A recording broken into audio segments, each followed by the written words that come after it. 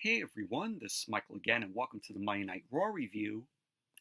Monday Night Raw tonight was from the Amerant Bank Arena in Fort Lauderdale, Florida, and the show just ended.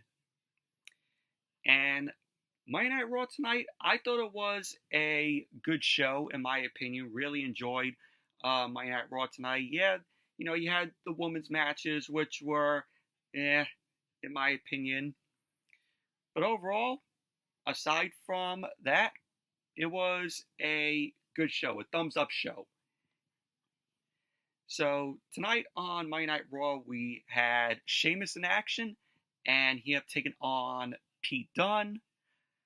We had Nile in action. Nile ended up turning heel last week on Maxxine Dupri, and we had the match tonight. So we had Nile versus Maxxine Dupri. We had the New Day, Xavier Woods, Kofi Kingston, and Odyssey Jones. And they have taken on the Final Testament, Authors of Pain and Karrion Kross. We also have Bronson Reed in action. Bronson Reed, he had taken on The Miz, and it was a no disqualification match. We also had the Women's Tag Team Championship on the line, where Alba, Fyre, and Isla defend the titles against Damage Control, Io Sky, and Kairi Sane, and the Pure Fusion Collective, the Pure Boring Collective, Shayna Baszler and Zoe Stark. Still trying to know what a Pure Fusion Collective is. And the main event, Randy Orton ended up taking on Ludwig Kaiser. But overall, Monday Night Raw, good show it was tonight. Really enjoyed it. But before I get into the review, if you guys haven't checked out my previous videos that I did my unboxing video of my New York Comic Con 4-day badge, so definitely check that out. Also did a live stream last night where me and my buddy Attila, aka Rangers of Wrestling, we did our AEW All In predictions, which All In is this Sunday.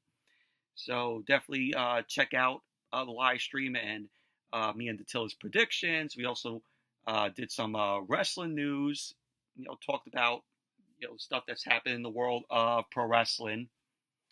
So check out my live stream if you guys haven't seen it, and also my unboxing of the New York Comic Con 4-day badge.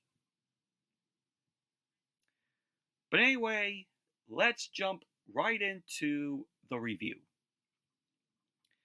Monday Night Raw opened up tonight with the Viper, Randy Orton. Randy Orton ended up coming out, got a big ovation there from the crowd in Fort Lauderdale. So, of course, Orton is going to face Gunther for the World Heavyweight Championship at Bash in Berlin.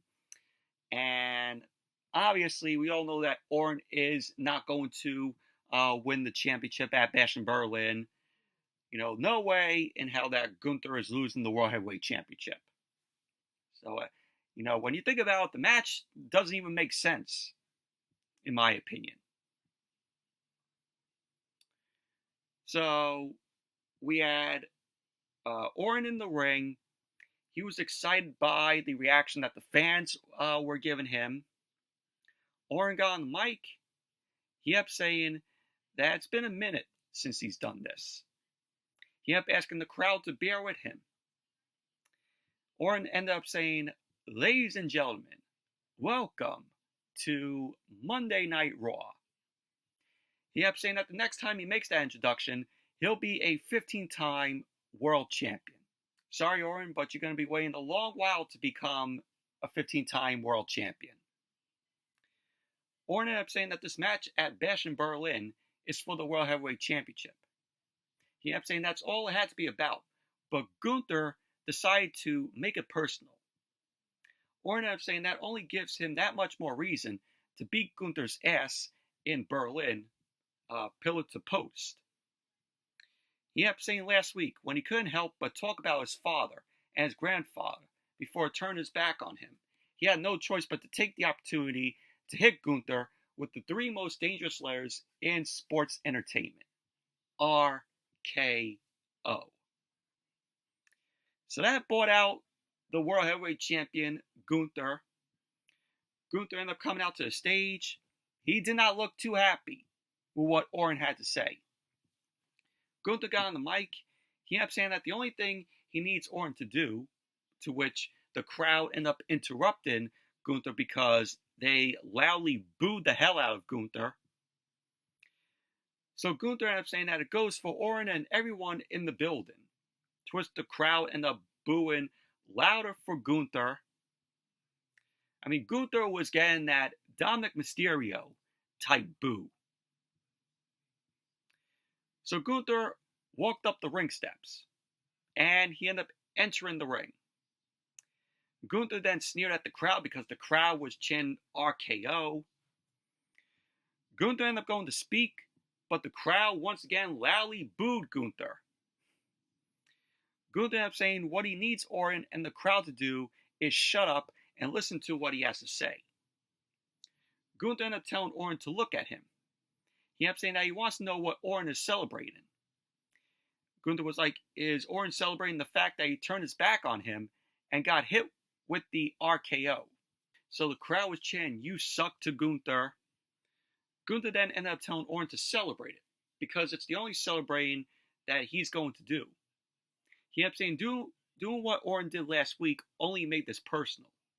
Orton then stared back at Gunther, and the crowd started chanting USA. Gunther then ended up telling the crowd they only have a few brain cells to rub together to support Orton. He ended up saying that since everyone is hyped to see Orton hit another RKO on him, he came here to let them know it will never happen again. Gunther ended up saying that since everyone is aware of how dangerous a move the RKO is, he is left with no option. Gunther ended up saying that when he's done with Orton in Berlin, he will leave Orton a bloody mess. Gunther ended up saying that he will expose Orton for what he is, a very successful, yet very underachieving one-trick pony. So Orton ended up saying that Gunther could keep running his mouth, which will make the 8-hour flight to Berlin more uncomfortable with a size 15 boot shoved up his ass. He ended up saying that's a size 15 boot double extra wide. So Gunther was pissed off with what Orton had to say. Gunther then dropped the World Heavyweight Championship. Orton was preparing to fight Gunther, but Ludwig Kaiser got into the ring. Kaiser ended up attacking Orton from behind. Orton ended up fighting Kaiser off. He hit Kaiser with a clothesline over the top rope. Orton then ended up turning, and he took it to Gunther. Kaiser then got back to the ring, and he chop blocked Orton's knee. Orton then popped up. He was shown hobbling around after that chop block from Kaiser. Gunther then ended up clotheslining Orton down, and he started shouting at Orton, to which the crowd ended up booing the hell out of both Gunther and Ludwig Kaiser. And that was basically how the segment ended. But overall, I thought this was a very good segment to open Monday Night Raw tonight.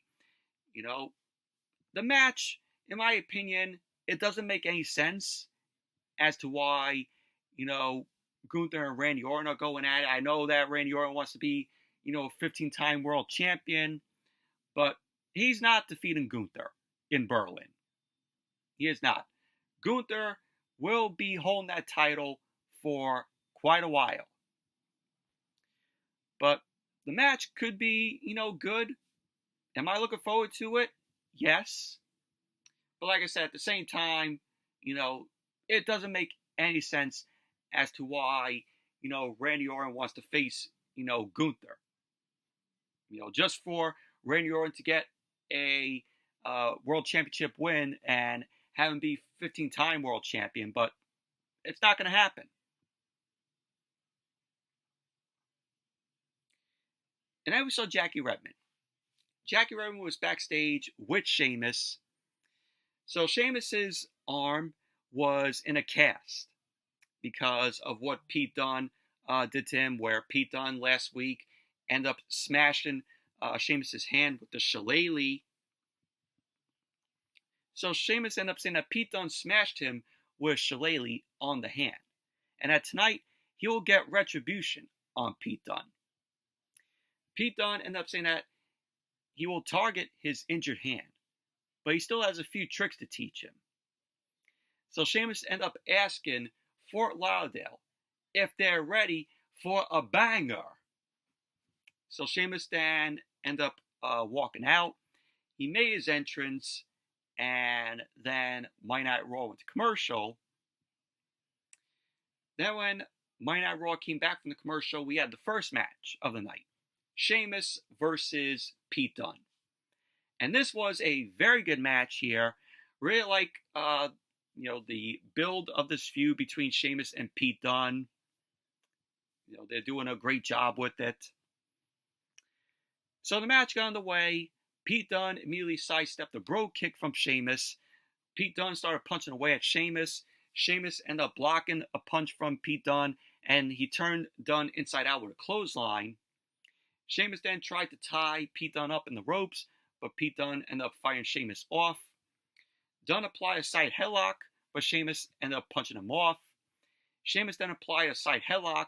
Pete Dunne whipped Sheamus off.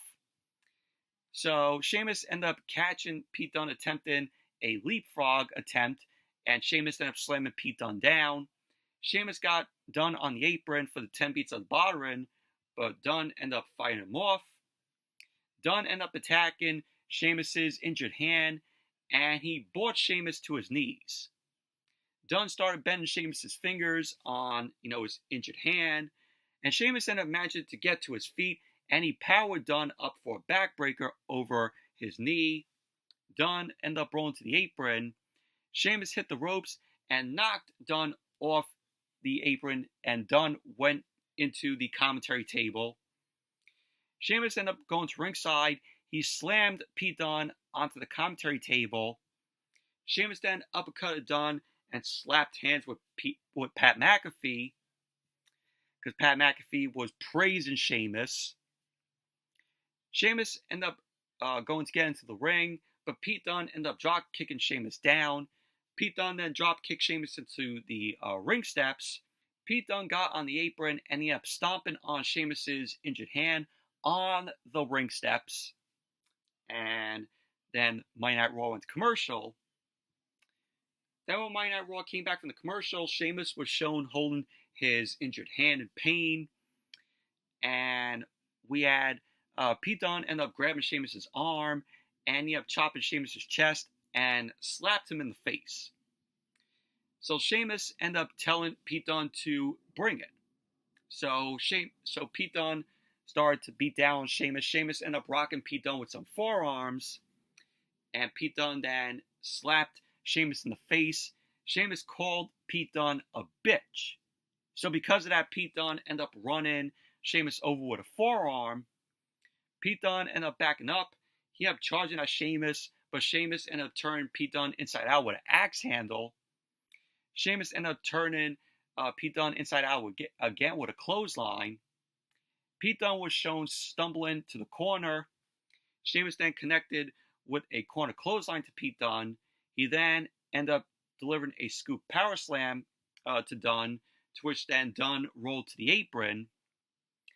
Sheamus grabbed Pete Dunne. He tried for the 10 beats of the bottom, but Pete Dunne ended up attacking Sheamus' hand, and he snapped Sheamus' fingers. Pete Dunne then ended up hitting Sheamus with the 10 beats of the bottom. So Pete Dunne ended up getting all of the 10 beats on Sheamus, to which Pete Dunne then celebrated. But Sheamus ended up getting to his feet. He ended up grabbing Pete Dunne, and Pete Dunne got the 10 beats of the bottom from Sheamus. So it came back to Pete Dunne.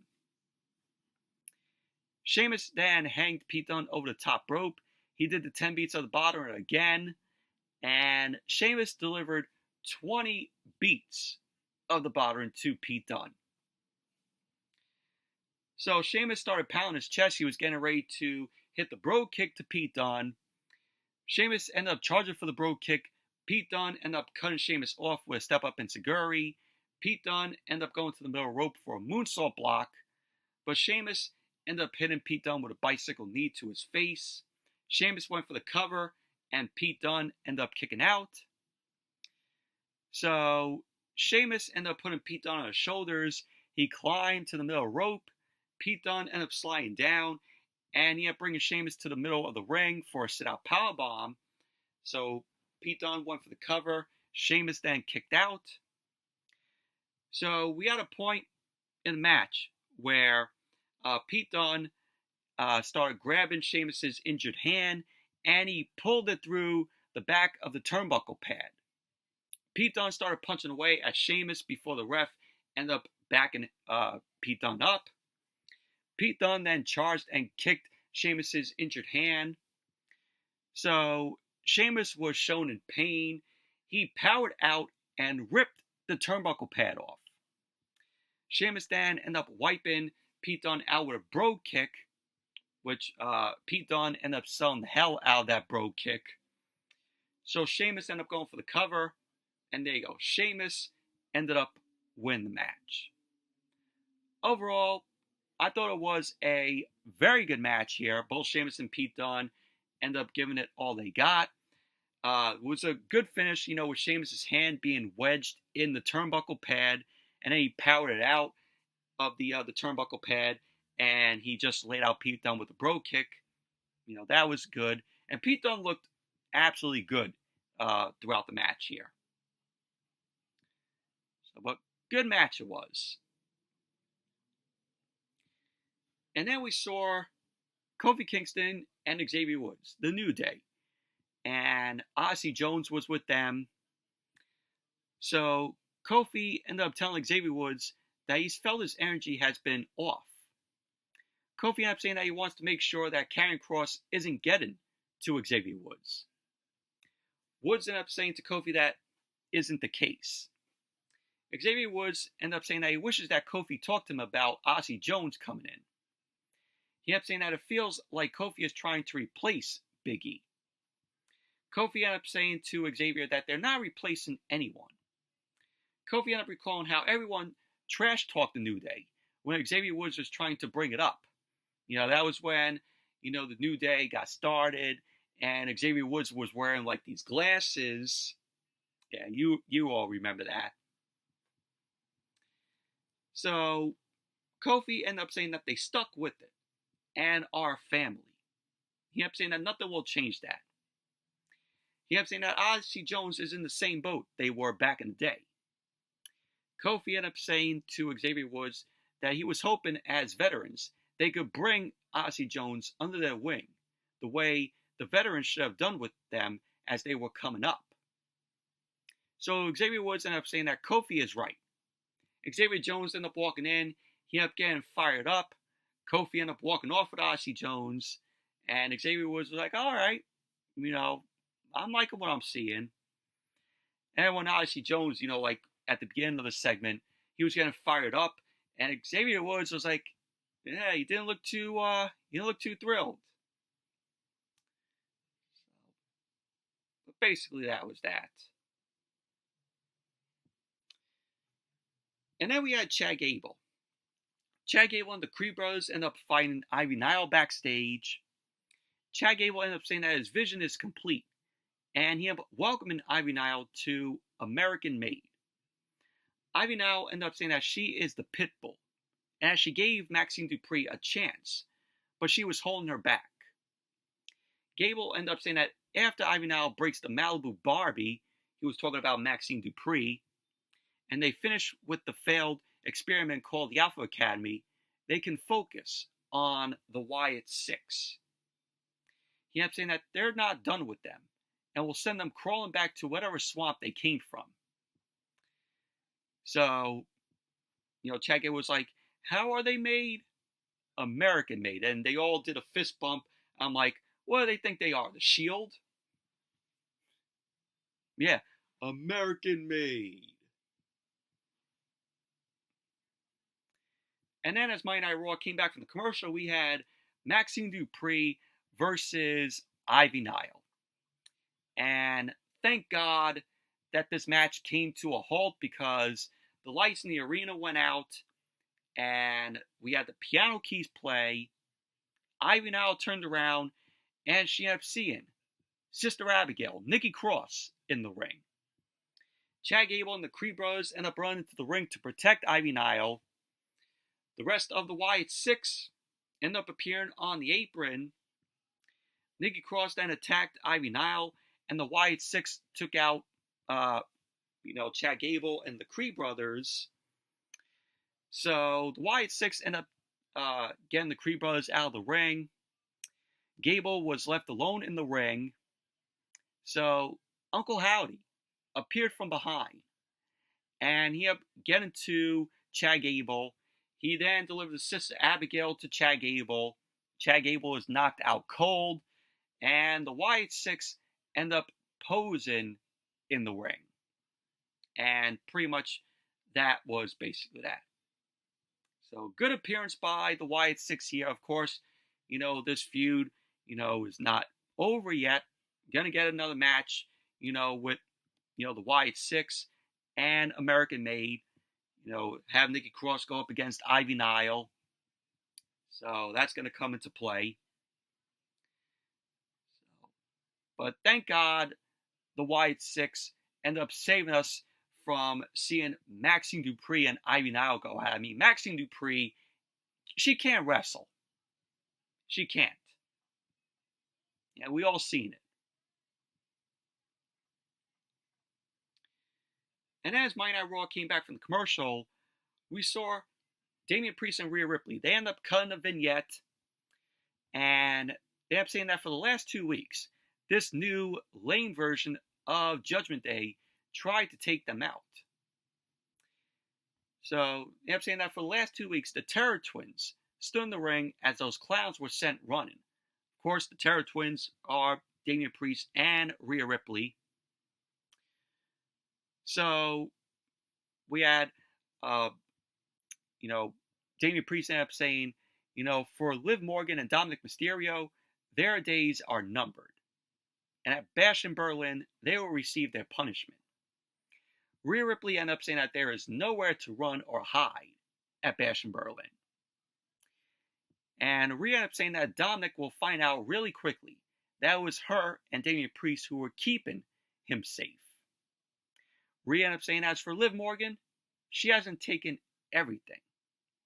Rhea ended up saying that all Liv has done is become the one thing she hates, a discount version of her, of Rhea Ripley. So Rhea ended up saying that Bash in Berlin, the Terror Twins will put them through the match. So Damian Priest and Rhea Ripley are going to put, Liv Morgan and Dominic through the mat. So, but pretty good vignette from Damian Priest and Rhea Ripley.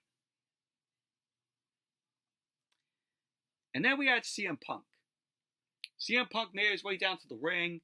He had a lettuce strap over his shoulders. Punk was shown high-fiving fans. He high-fived Samantha Irvin and also Pat McAfee. Punk got into the ring, and the crowd ended up giving him a chant. They would chant CM Punk. Punk got on the mic. He ended up saying that they've got a lot to get to, but it's great to be alive on Monday Night Raw in South Florida. So Punk ended up saying before we get started, he wanted to congratulate the Florida Panthers on winning the Stanley Cup championship. Punk ended up asking how he looks and mentions the bags under his eyes are getting a little bigger. He ended up saying that he didn't get a lot of sleep last night because he's excited to share some news. He ended up saying, before we get down to business, I want to tell a story. Punk ended up saying this weekend he spent some time in New York City here at an event called Fanatics Fest, which I heard the autographs and photo op session there was an absolute nightmare. It was a fucking disaster. Thank God I didn't go after hearing about how the autographs and photo op session, was at meeting some of the superstars. Thank God I saved my money. He ended up saying that someone in the green room asked him about the hot streak WWE is on. And he ended up saying they asked why CM Punk thought he was on a hot streak. Punk ended up saying that the answer is easy. It's the fans. Punk ended up saying that they're on a hot streak because of the fans. It's the animals in the 300 level. It's all the freaks here, live and in living color. Punk ended up saying that he met a lot of great fans. He ended up saying that the first person in line for pictures was a young lady in a wheelchair. He ended up saying that young lady told him that she had just defeated cancer. Punk ended up saying somehow he was a source of strength for her. And it makes him think of his two friends battling cancer. Punk then ended up saying that he met a young lady from Taiwan who flew 15 hours to take a picture with him. He ended up saying then there was a young gentleman who came from Jordan to see him. He ended up saying that means something to him. And it means something to every person in the back. Punk ended up saying that he missed them for 10 years. So he gets excited to come to Florida for the first time in a long time to share some news. So Punk ended up saying that fans like them drive him. He ended up saying when fans hand them bracelets that they took the time to make, it may seem insignificant. Punk was like, oh, it's a Taylor Swift thing. So he ended up saying that he is the Taylor Swift for men. So Punk was like, they're exactly like the bracelet that Drew McIntyre took off his unconscious body in his hometown, Chicago. So Punk was like, oh, let's talk about the hate, Drew McIntyre. He ended up saying, while McIntyre said he hates him and wants nothing to do with him, he makes it personal.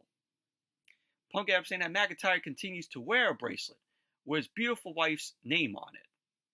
To which the crowd started chanting for AJ Lee. Punk ended up saying that he wants to share the news.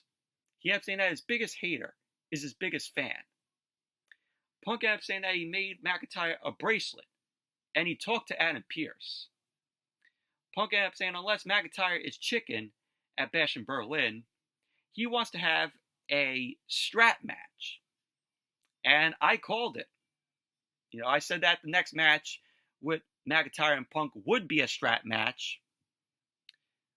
So, there you go. It's happening at Bash in Berlin. Punk ended up saying that means he'll be teetered to McIntyre wrist to wrist. He ended up saying you have to carry your opponent's carcass to all 4 turnbuckles to win. So Punk ended up saying that he wants a strap match to win this bitch and take his bracelet back. He ended up saying that he'll leave McIntyre with lasting scars so he will never forget the name of CM Punk. So that brought out Drew McIntyre. Drew McIntyre ended up coming out and he walked out to the stage. The crowd then booed him. McIntyre got on the mic. He ended up saying that he's been thinking all week about what he'll do to Punk. He ended up saying last week Punk embarrassed him and whipped him like a petulant child. McIntyre ended up saying that he's been dreaming of all the violence he'd bring to Punk. He ended up saying now Punk challenges him to a strap match. He was like to Punk, oh, have you started drinking?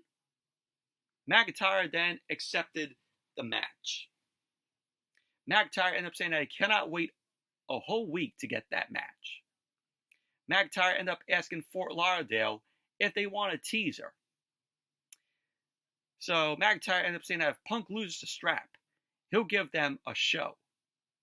To which Punk ended up saying that he's not afraid of McIntyre, and he'll give the strap if McIntyre gives him the bracelet. McIntyre then looked at Punk's bracelet, which, of course, the bracelet was still around McIntyre's wrist. McIntyre took it off. He ended up saying no, and that Punk is a liar. McIntyre ended up saying that AJ, or April, which is her real name, and Larry, of course, Punk's dog, are safer at home with him. Punk ended up saying that it's not him attached to McIntyre. It's McIntyre who is attached to him. And pretty much that was basically how the segment ended.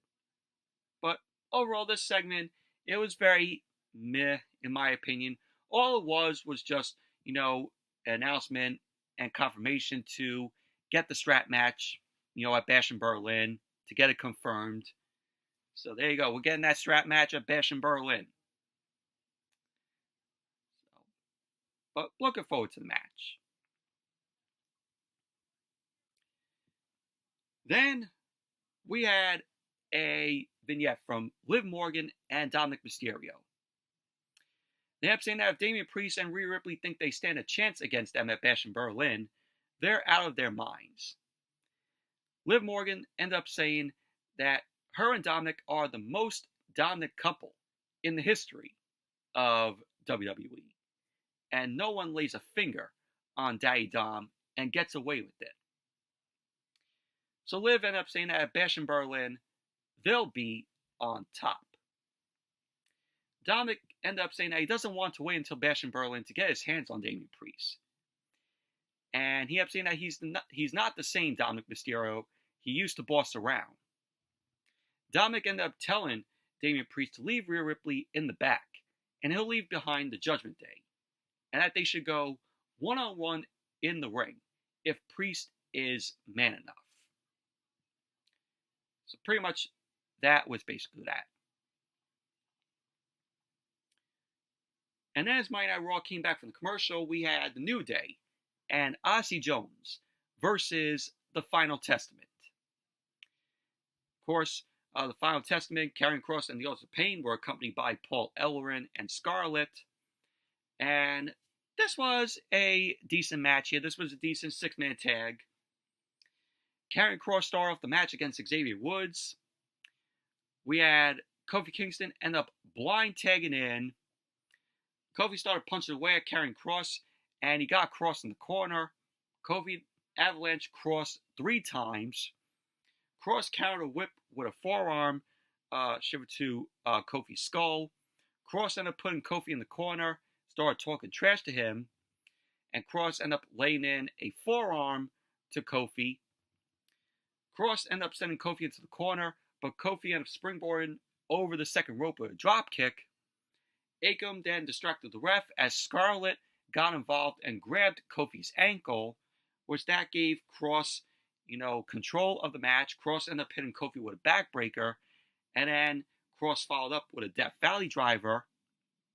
Razor then tagged in, and he slammed Kofi into the top turnbuckle, and then Monday Night Raw went to commercial.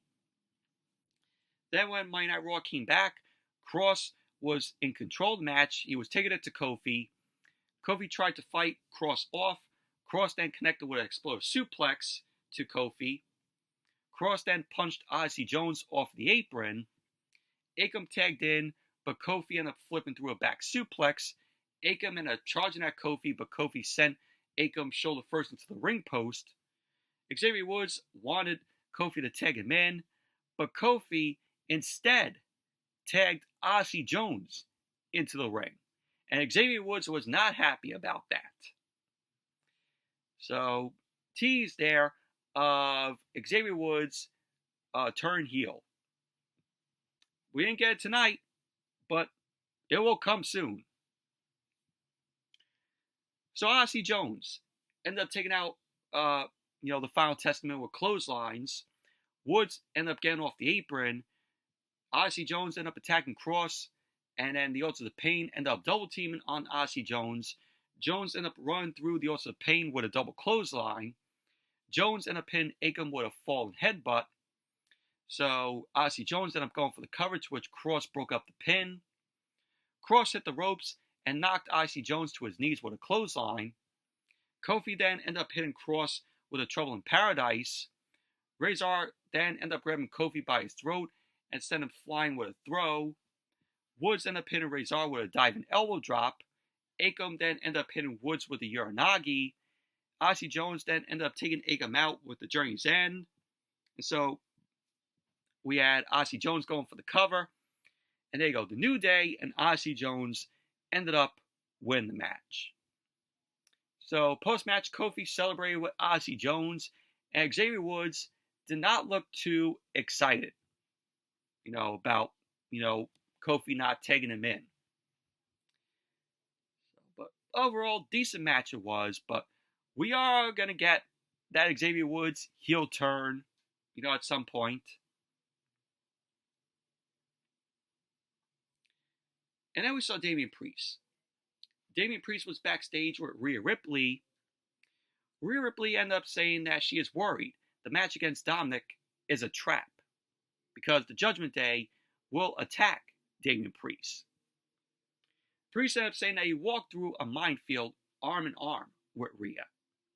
He kept saying as long as there is a breath in their bodies, they won't stop until they pass judgment on this lame-ass Judgment Day. So pretty much that was basically that. And as Monday Night Raw came back from the commercial, they announced a record for Fort Lauderdale with attendance for Monday Night Raw tonight. So there were 13,718 fans in attendance at the Amerant Bank Arena tonight for Monday Night Raw. So they want to say that it's a record for Fort Lauderdale. So good 13,000 fans in attendance. And then we saw Adam Pearce. Pearce was backstage with The Miz. Pearce ended up saying that he wants to suspend Bronson Reed, but he respects the fact that Miz wants this match with Bronson Reed. Miz ended up saying that he doesn't know if he wants to do this, and that maybe Pearce should suspend Bronson Reed and ban the Tsunami. And, I mentioned that in my live stream last night that I did with Attila, talking about the rest of the news where The Miz, end up stating that Adam Pearce should ban Bronson Reed's Tsunami. So I talked about that in my live stream. So he ended up saying maybe Pearce should suspend Bronson Reed, ban the Tsunami, but Bronson Reed hurt R-Truth, his friend. Miz ended up saying that he doesn't have a lot of friends, and that he may not want to do this, but he has to. So that was that. And then we had the match, Bronson Reed versus The Miz. No disqualification match. The match was meh, in my opinion. So we had Bronson Reed end up making his way out first. And then The Miz came out. Miz charged the ring and took it to Bronson Reed. Reed ended up pushing Miz into the ropes and avalanched him down. Miz was knocked out of the ring. Reed ended up going to get Miz outside.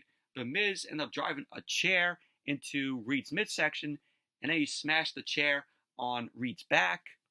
Reed then swatted the chair out of Miz's hands, and he ended up chopping The Miz. Reed ended up going for an avalanche against the ring post, but Miz sidestepped Reed. Miz threw three steel chairs into the ring, as well as 4 kendo sticks. He ended up retrieving these from under the ring. Miz then ended up retrieving from under the ring a large trash can. He tossed the trash can into the ring. Miz then looked around, and the crowd started to get fired up.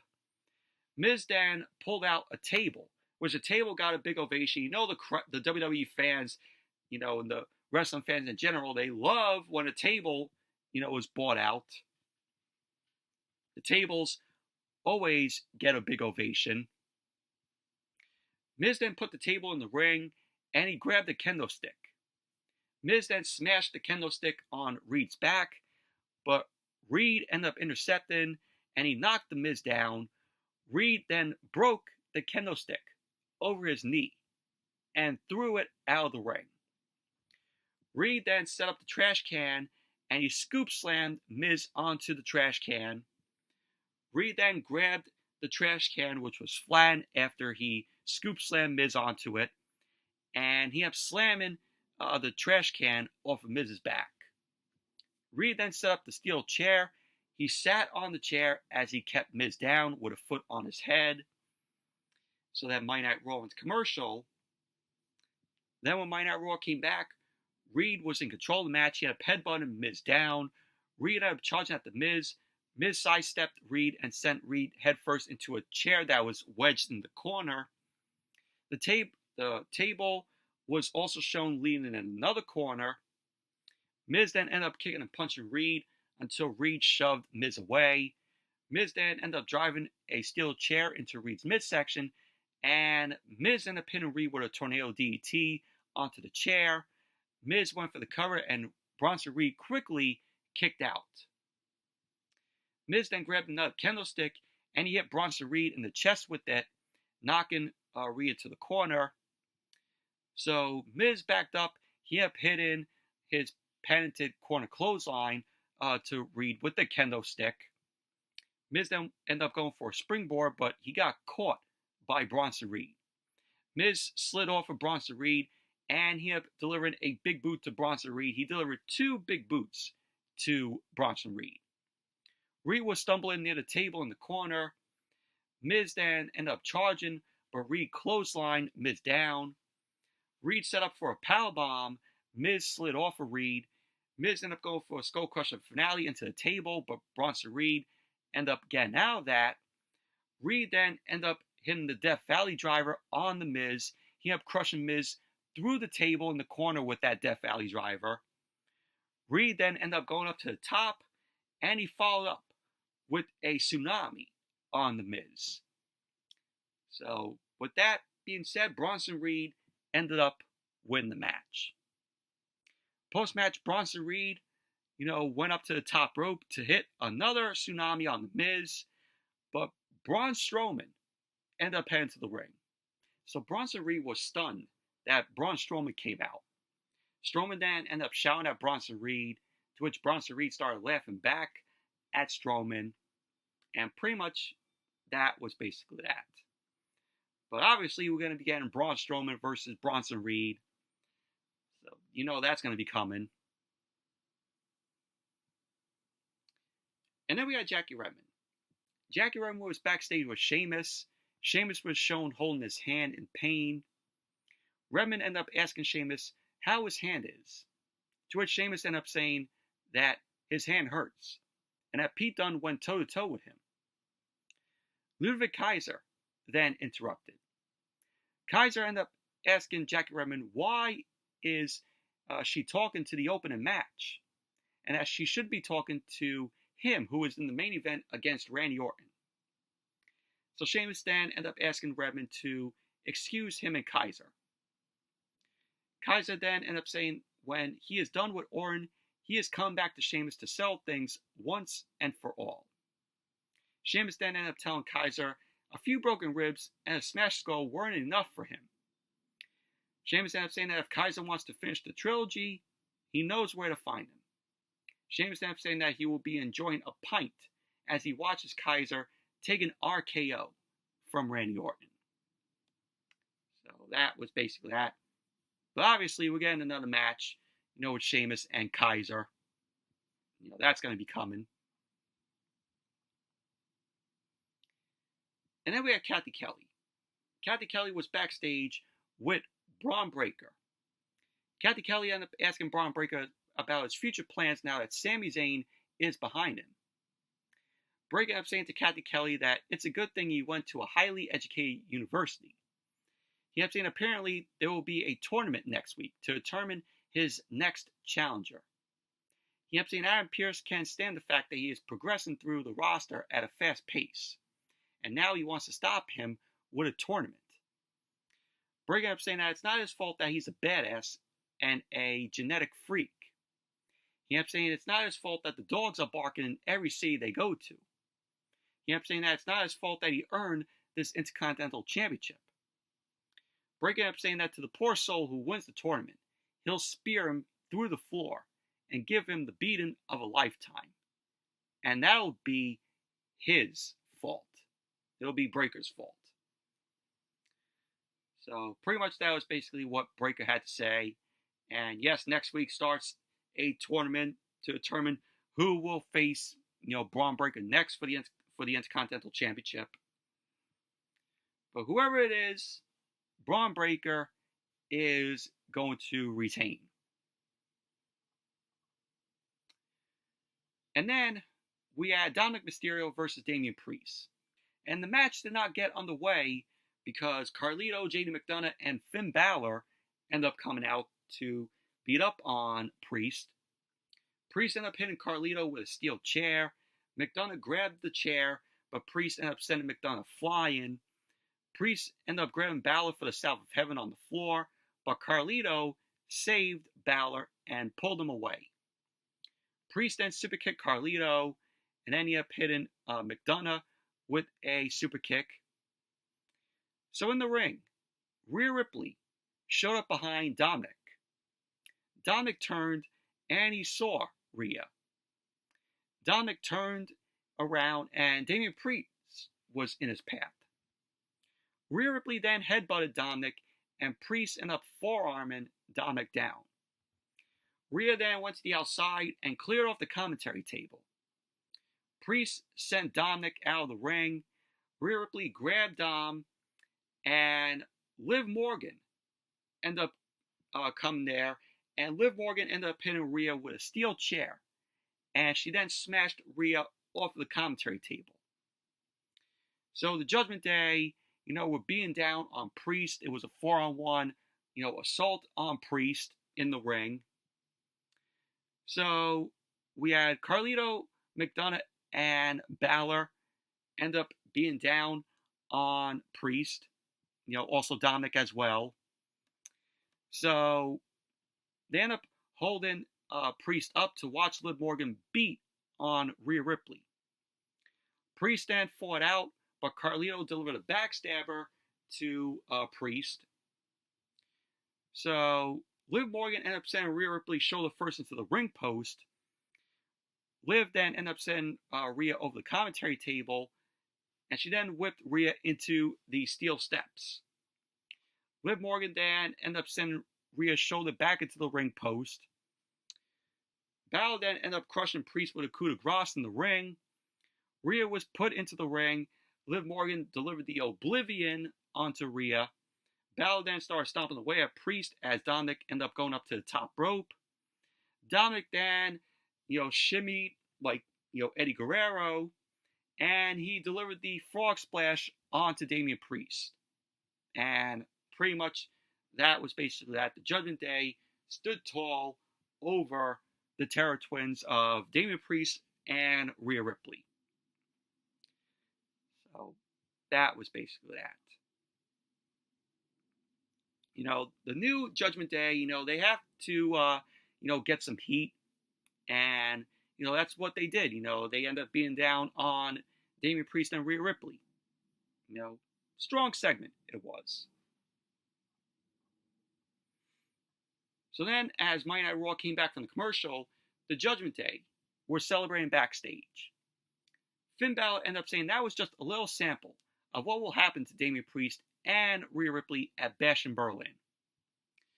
Dominic ended up saying that Priest was world champion because of the Judgment Day.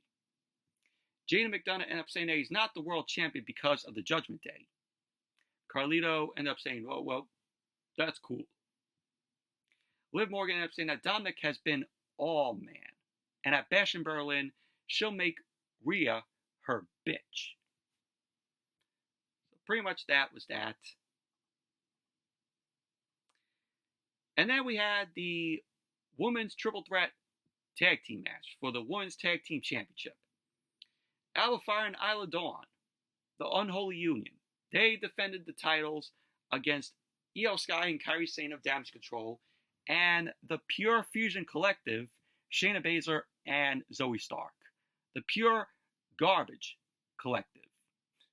I'm still trying to know what a Pure Fusion Collective is. And of course, they were accompanied by Sonya Deville. Did I care about this match? No.